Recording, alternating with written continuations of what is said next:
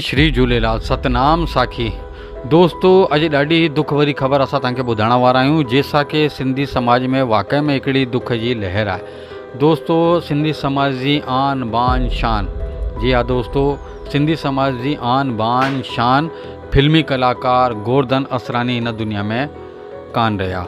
जी हाँ दोस्तों, ये ॾाढी दुख जो विषय है, ॾाढी जेकी चीज़े ॾाढी दुख जी इहा ॻाल्हि आहे ऐं पूरे सिंधी समाज में हिकिड़ी दुख जी लहर हली रही है।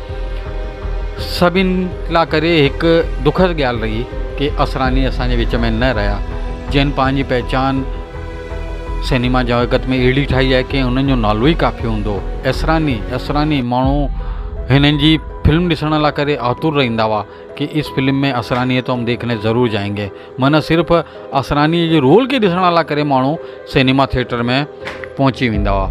उहे असरानी जीअं पंहिंजे कॉमेडी सां पंहिंजो नालो अज़र अमर कयो आहे। जी हाँ दोस्तों, जीअं हुननि खे पहचान मिली शोले फिल्म सां। जी हाँ दोस्तों, उन्हनि खे पहचान मिली हुई शोले फिल्म सां, पोइ हुननि जो कैरियर नॉन स्टॉप हलंदो रहियो। दोस्तों मां तव्हांखे इन्हनि जे जीवन जे बारे में कुझु ॻाल्हियूं ॿुधायां थो, इन्हनि जे जन्म जे बारे में बि कुझु ॻाल्हियूं साझा करां थो। सभिनि खां पहिरीं असां गोवर्धन असरानी जी ॻाल्हि था करूं त उन्हनि जो जनम थियो 1941 में राजस्थान में। जी हाँ दोस्तों, राजस्थान जे जयपुर शहर जे अंदरि उन्हनि जो जनम थियो। उन्हनि जा पिता साहब दुकान हलाईंदा हुआ ऐं इन्हनि खे दुकान में इंट्रस्ट न हूंदो, हिननि खे इंट्रस्ट हूंदो हो कि मां एक्टिंग करां, स्टार ठहां, ऐं इन हिसाब सां हिननि पढ़ाई कई ऐं बॉम्बे जी हिकिड़ी जेके एक्टिंग इंस्टीट्यूट वग़ैरह थींदा आहिनि कॉलेज, उन्हनि में हिननि पढ़ाई कई। ऐं उन खां पोइ सभिनि खां पहिरीं जेकी फिल्म हिननि में जेको कमु कयो उन जे बारे में असां तव्हांखे जानकारी था ॾियूं। 1967 में, जी हाँ दोस्तों, 1967 में हिननि पहिरीं फिल्म में किरदारु निभायो हो। उन फिल्म जो नालो हरे कांच की चूड़ियाँ। जी हाँ दोस्तों, हरे कांच की चूड़ियाँ हिननि जी पहिरीं फिल्म हूंदी, जेकी 1967 में शायदि ब्लैक एंड वाइट रही हूंदी। त काफ़ी पुराना कलाकार रहा, 350 खां मथे हिननि फिल्मूं ठाहियूं हुयूं। जी हाँ दोस्तों, 350 खां मथे हिननि फिल्मूं ठाहियूं न हुयूं, माना फिल्मुनि में हिननि कमु कयो आहे। 350 फिल्मुनि में हिननि कमु करे रहिया आहिनि। ऐं दोस्तों इन्हनि खे दुनिया भर जा जेतिरा बि अवार्ड आहिनि उन्हनि सां हिननि खे नवाज़ियो हो, हर जॻह ते हिननि खे मान सम्मान मिलियो। ऐं हिकिड़ी ख़ुदि जो किरदारु कि असरानी नाले सां ई माण्हुनि खे हिकिड़ो जेको चीजे कॉमेडी ऐं मज़ाक या ऐं हंसी अची वेंदी कि अरे असरानी साहब बि अचनि हिन फिल्म में त 100% कॉमेडी हूंदी। माना ॾाढी ही आहे जेके वॾे स्तर ते हिननि खे माण्हू मान सम्मान ॾींदा हुआ ऐं चाहींदा हुआ।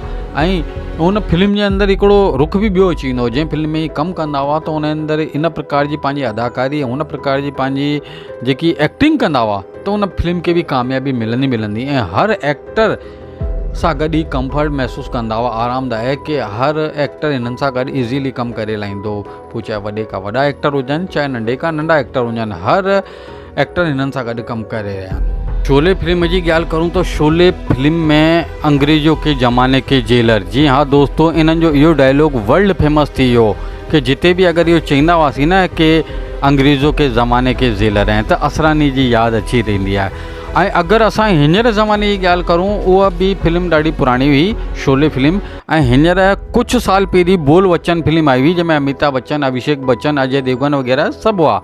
त उन में बि हिननि हिकिड़ो फेमस डायलॉग ॾिनो हो कि माँ नहीं है, माँ नहीं है, माँ नहीं है। माना इहो वारो हिननि डायलॉग एतिरो फेमस थियो कि इहो बि ॿार जे ज़हन में अची वियो, ज़ुबान ते अची वियो। बहरहाल दोस्तों, इहे अज़र अमर कलाकार कॾहिं मरंदा कान्हनि। जी हाँ दोस्तों, इहा ॻाल्हि बिल्कुलु सच आहे कि कलाकार कॾहिं मरंदा कान्हनि, उहे सदाईं असांजी यादुनि में, असांजे ज़हन में, असांजे दिलि में, असांजे दिमाग़ में ज़िंदा रहंदा आहिनि। ऐं जॾहिं का फिल्म असांजे साम्हूं ईंदी त असांखे असरानी यादि ॾियारींदी। असरानी जहिड़ा कलाकार कॾहिं मरंदा न आहिनि, उहे अज़र अमर रहंदा आहिनि।